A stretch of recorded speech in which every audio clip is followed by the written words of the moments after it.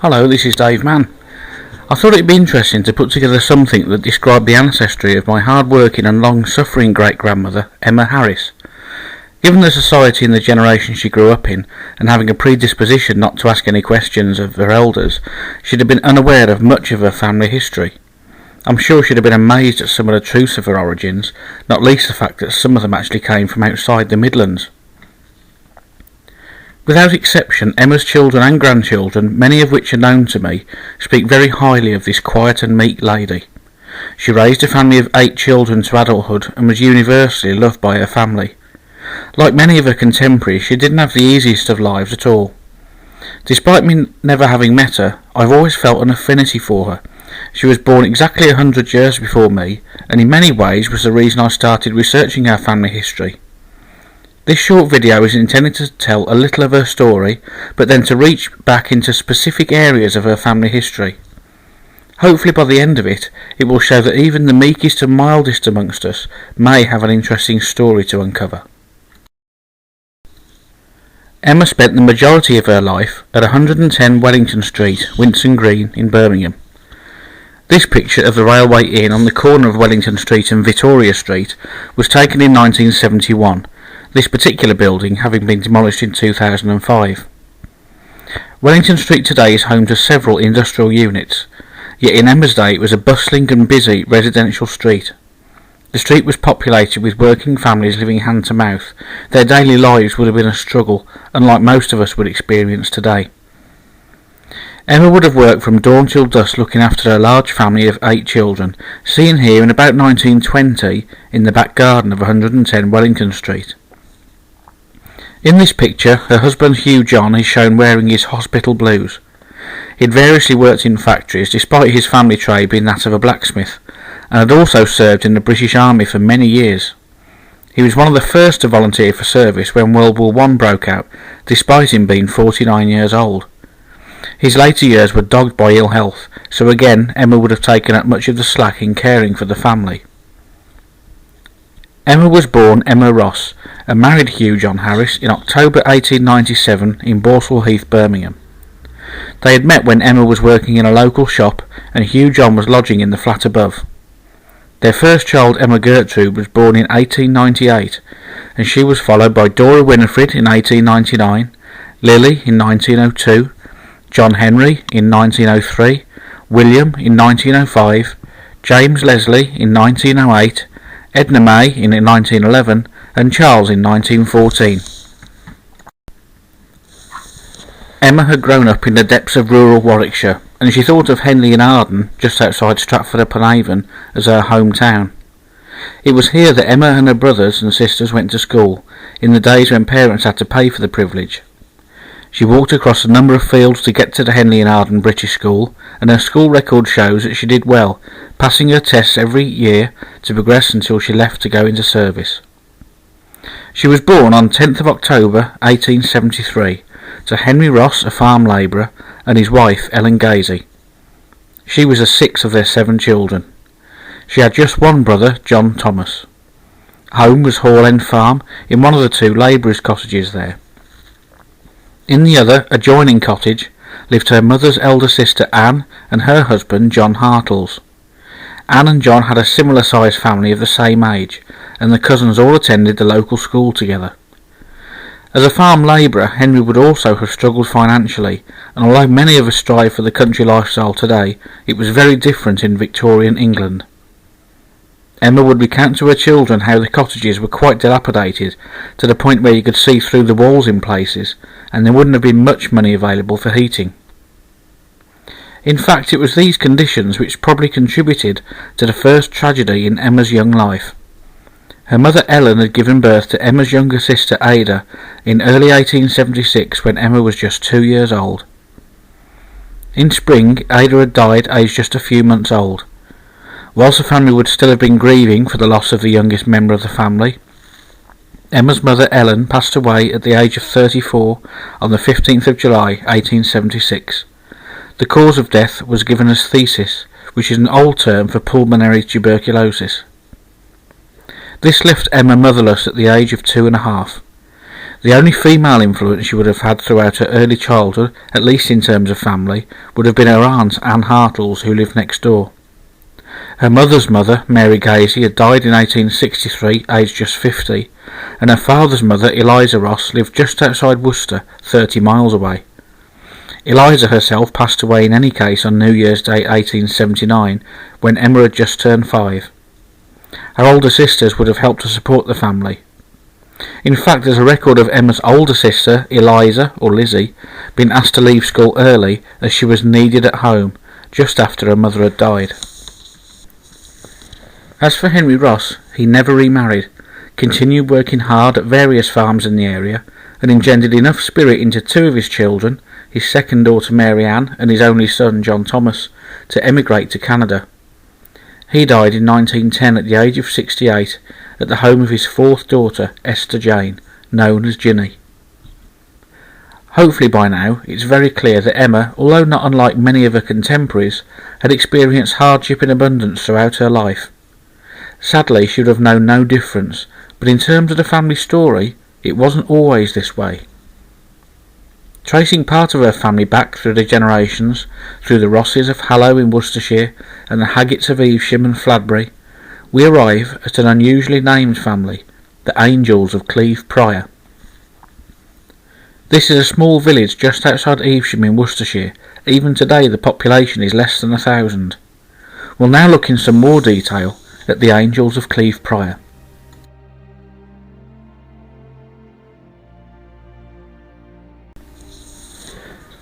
Our branch of the Angells lived in Cleve Prior for around 100 or so years before migrating to nearby Fladbury.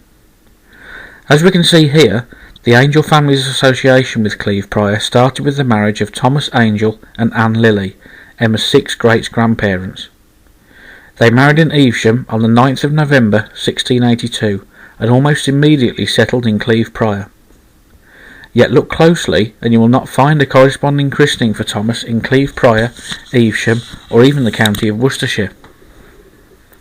We are fortunate though in that there's a marriage licence for Thomas Angell and Anne Lilly. These documents often tell you more about the bride and groom than the marriage entry alone. In Thomas and Anne's case we are fortunate indeed. In 1682 it says that Thomas was 45 years old, far from a young man in his prime. That puts his date of birth around 1637. Anne, however, was only 27 years old. Even that was the older side of average in those days. The document also, unusually, shows Thomas's signature. The script is that of an obviously educated man, not one who had barely been taught to write his name by a local vicar. So immediately it indicates to us that Thomas had had a privileged start to life, and it had taken him until the age of 45 to settle down. However, Thomas was described in the same marriage licence as a tailor.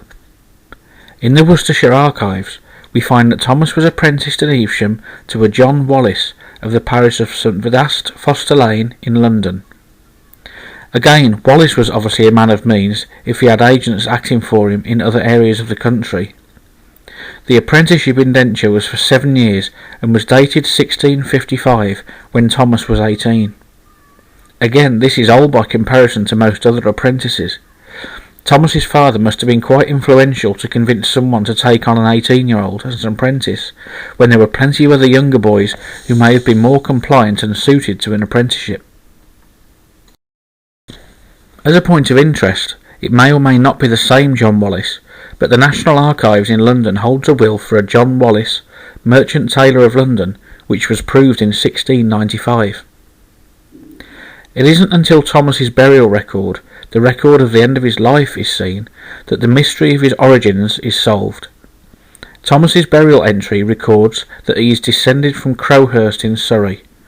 He lies buried at Cleve Prior Parish Church in an unmarked grave. And the parish registers in Crowhurst, Surrey, record that on the 6th of April 1637, Thomas, the son of John Angell, and his wife Elizabeth was christened in the church there. The story of the Angells of Crowhurst is then revealed. Thomas, born in 1637, was the youngest surviving son of John and Elizabeth Angell. Sources written at the time record that they had 20 children, although only 9 survived to adulthood. His eldest brother William had married reasonably well to Elizabeth Gosson of Binfield in Berkshire and became a landowner there, dying in 1674.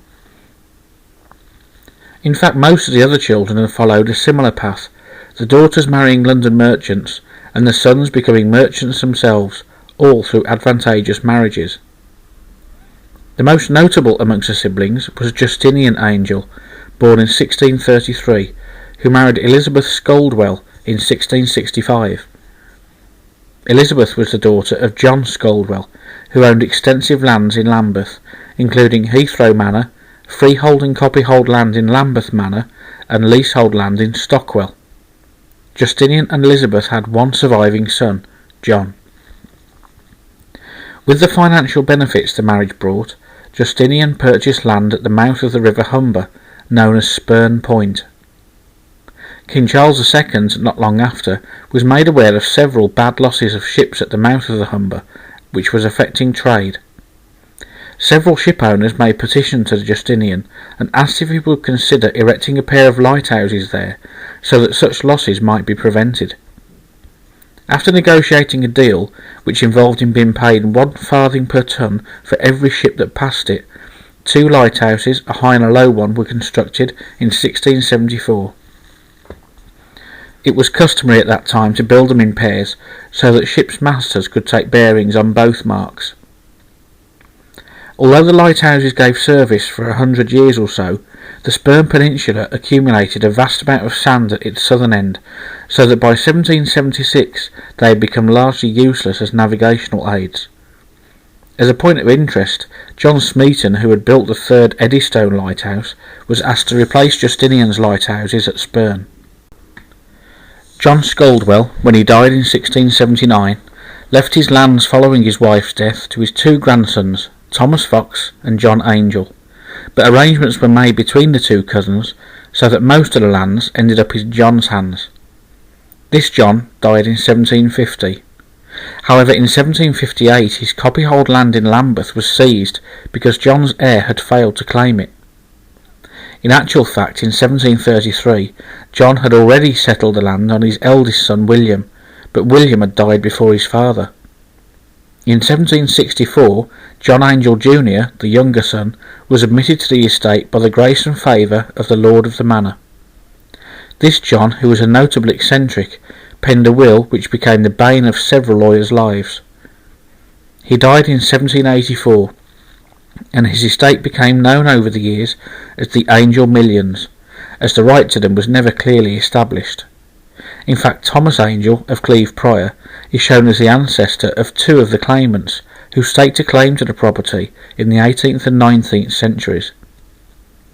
Justinian, Thomas's brother, died in 1680 and was buried at the family church in Crowhurst. The father of Justinian and Thomas, John Angell, was born around 1592 in Crowhurst. He was part of a reasonably large family, the son of William Angell, a yeoman fishmonger, who had been appointed as yeoman purveyor of fish to Queen Elizabeth I around the time of John's birth. The family's seat, as it were, was Mansion House, which had been built in the 15th century as a half-timber and brick L-shaped manor house. Much of it has since been built completely in brick. The hall occupied the southwest corner of the house, and in the east wall was a large open fireplace. There was an enclosed staircase leading up to the bedrooms. At either end of the passage where the stairs lead up from are doors which date from the 16th century, and they are the last main features dating from that time. The west front was entirely rebuilt in the 17th century. Today, Mansion House Farm is now a Grade 2-star listed building. John Angell, born in 1592, had attended Jesus College in Cambridge in the Easter term of 1608 when he was around 16 years old. The previous year he had been admitted to the Middle Temple after his father William had paid £50 for the privilege.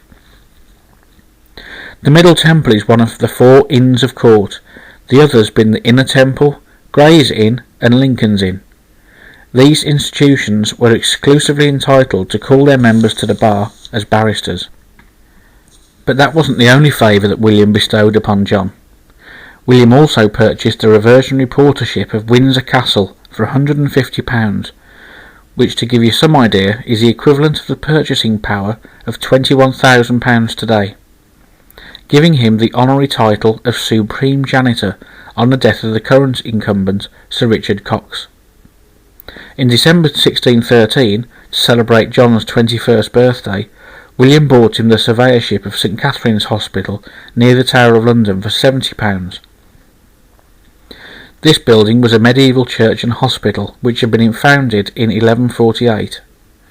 The building and the surrounding area was to be demolished in 1825 to make way for St Catherine's Docks. All of these gifts, which John no doubt enjoyed, were also designed to advance the family and to ensure their movement away from their Northamptonshire roots, more of which later. On the 23rd of December 1616, in the church at Hinkshill in Kent, John Angell married Elizabeth, the daughter of Sir Robert Edolphe of Hinkshill, the lord of the manor there. We will never know whether it was truly a marriage of love, or whether it was just another part of John's father William's ambitious plans for his son. The Edolphs had been landholders in Kent, Sussex and London for at least 3 centuries before, and William would undoubtedly have been pleased by the match. In November 1620, King James I announced that Parliament was to meet. John's father William urged the Corporation of Rye in Sussex to return his son John as their Member of Parliament, promising that he himself would oversee his son's efforts. William was leveraging his new daughter-in-law's family connections with the town. Elizabeth's great-great-grandfather John Edolphe had died there around 1536, and an Edolphe relative had been mayor there in the 1570s. William set about making representation to various dignitaries linked to Rye, chief officers of the royal household which he had connections to from the fish trade, the Duke of Lennox and Sir Thomas Edmunds.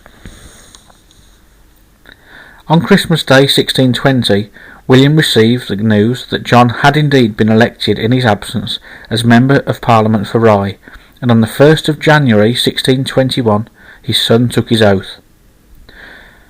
Rye was one of the supporting towns which served the Cinque Ports, which was a series of coastal towns in Kent and Sussex, originally formed for military and trade purposes.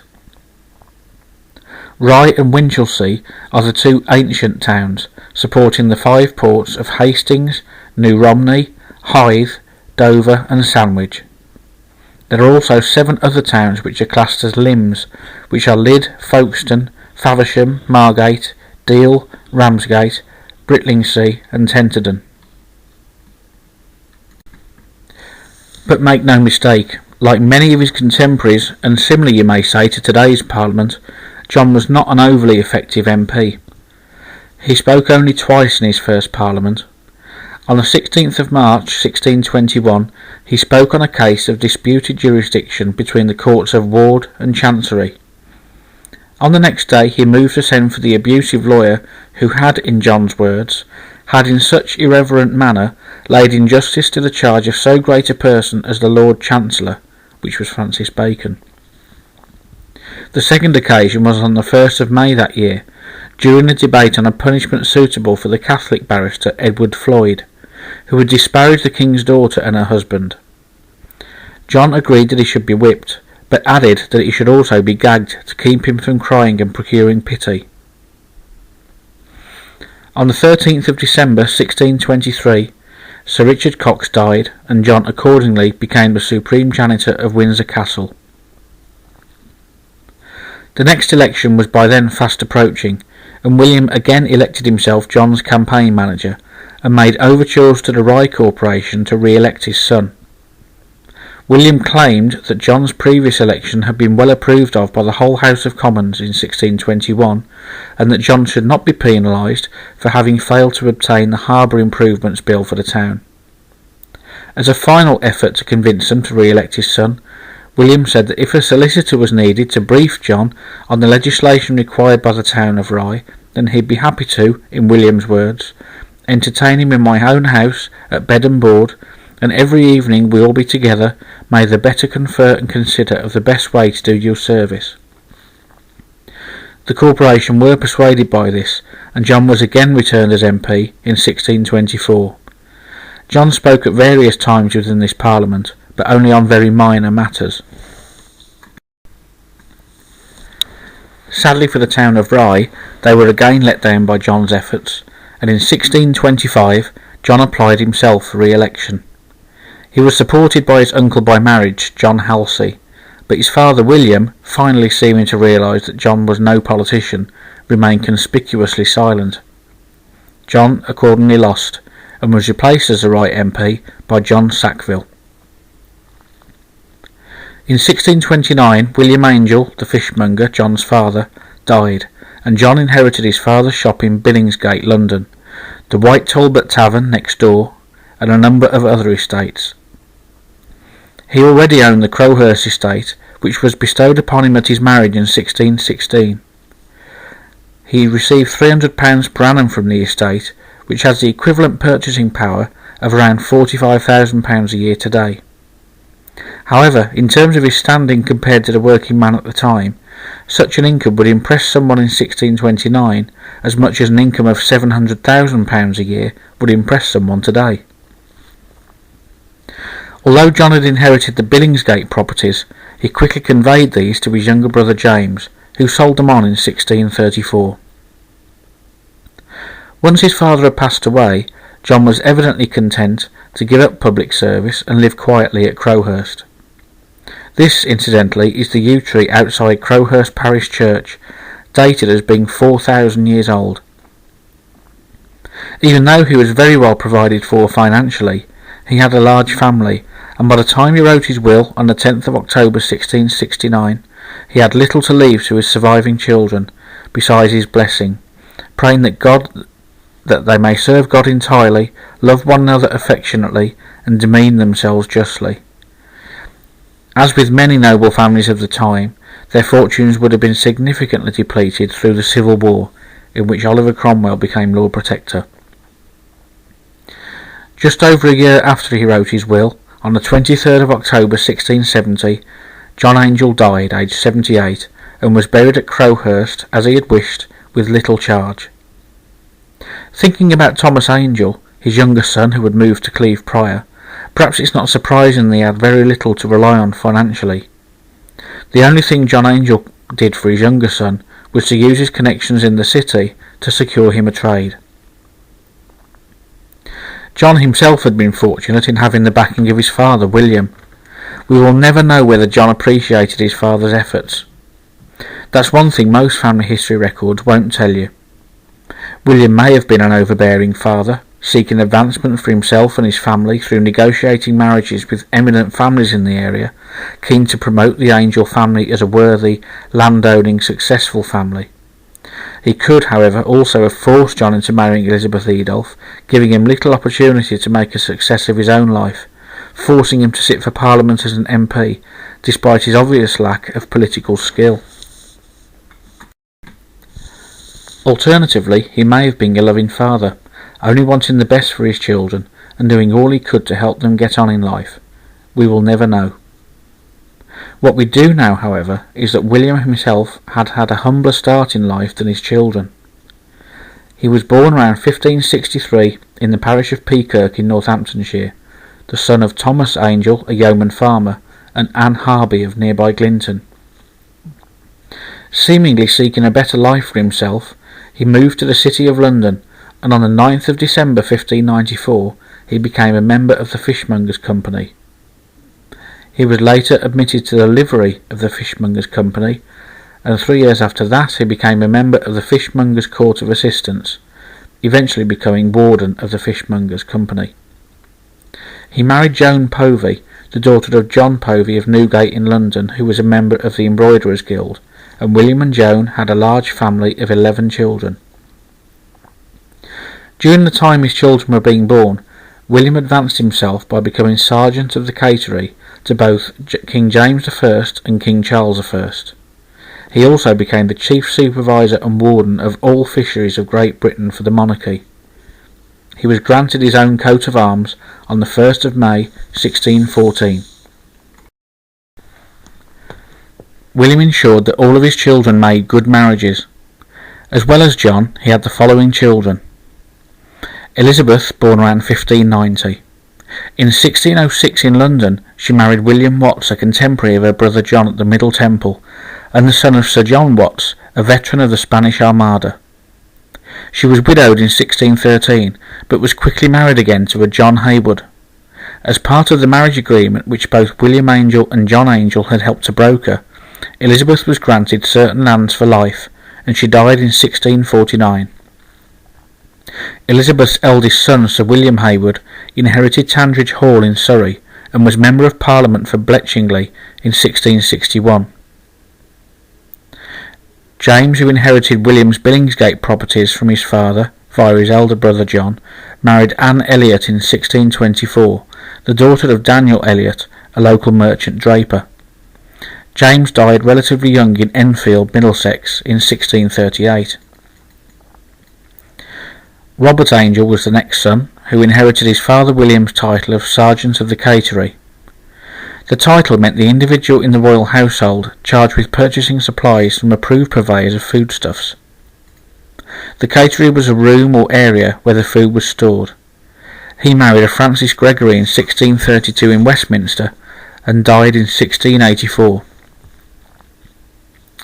Anne, who in 1609 had married Simon Wood of Dunton Hall, Lincolnshire, at St Thomas Apostle Church where William would later be buried, was the next child. Anne and Simon had 3 children, and their granddaughter Anne Trafford, who died in 1671, married Fisher Dilke of Maxstoke Castle in Warwickshire. Anne and Simon still have many descendants alive today. Catherine, who in 1610 married John Pemberton, a citizen and grocer of London, died before her father. One of the most interesting children of this particular generation was Mary, who married John Claypole of Maxey in Huntingdonshire in 1622. She and John lived in Northborough, Northamptonshire, and had a large number of children, many of whom did very well for themselves. In 1625 they became the parents of John Claypole Jr., who married Oliver Cromwell's favourite daughter Elizabeth, or Betty, in 1645 in Ely. This John was a staunch parliamentarian and raised a troop of horse against King Charles II in 1651. He became Member of Parliament in Cromwell's government in both 1654 and 56 and was made a peer by Cromwell in 1657. When Charles II was restored to the throne in 1660, he seems to have lived relatively quietly, but was briefly imprisoned on suspicion of plotting against the king in 1678. Subsequently, however, he was released when there was found to be insufficient evidence to hold him. He was widowed first in 1658 when his wife Elizabeth died due to complications from childbirth when giving birth to her son Oliver. Claypole married again in 1670 to a lady called Blanche Staveley, but later became infatuated with the laundress Anne Ottey, who he disinherited his children for. John Jr. died in 1688. Eleanor, or Helen, married Gravely Norton, owner of Sharpenhoe Manor in Bedfordshire, in 1626. The next sister down, Bridget, married Gravely Norton's brother Benjamin. Descendants of both Eleanor and Bridget emigrated to the United States.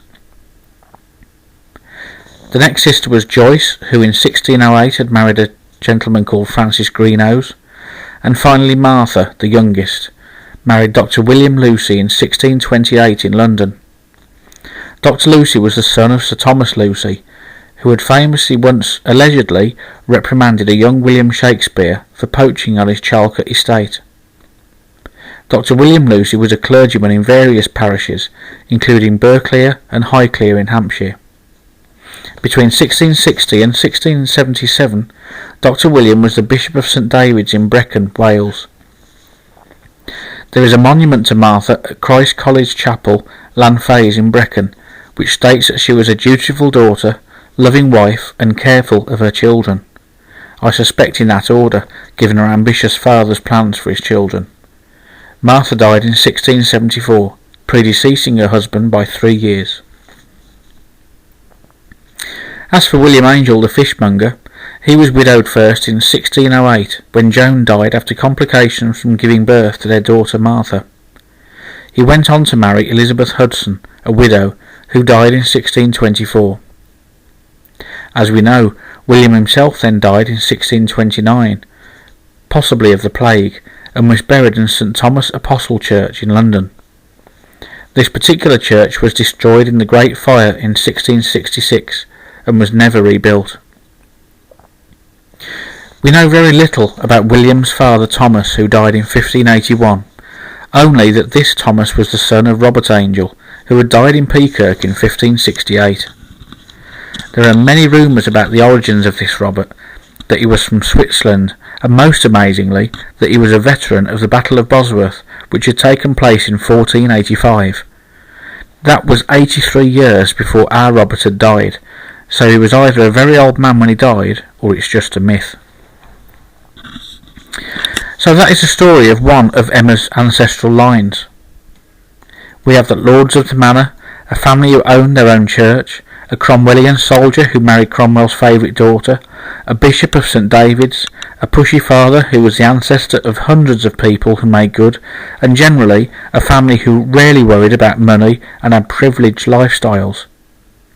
We're all products of our own circumstance, and whilst Emma probably aspired to little more than she already had, it's sobering to think that her life could have been made just that little bit easier had she been born into a similar environment to her seven great-grandfather John Angell. We haven't even begun to look at the Edolphs, the Tuftons or the Poveys yet. That may come later. I hope you found this interesting.